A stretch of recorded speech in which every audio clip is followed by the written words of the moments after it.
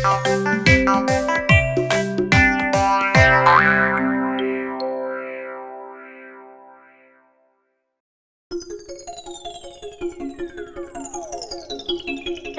のアヒル。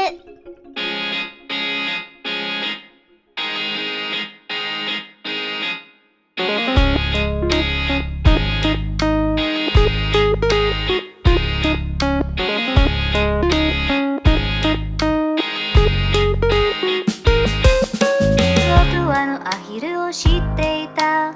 とって痩せて普通もいた。でも羽がついた1羽が他のアヒルを導いた。ガガガガガガ他のアヒルを導いた。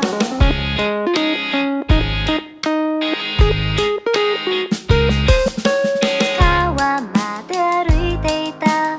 ぐらぐら行ったり来たりした。でも羽がついた1羽が他のアヒルを導いた。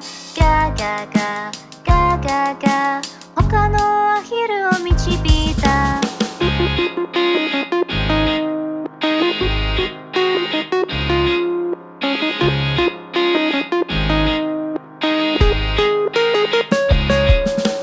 川から戻ってきた。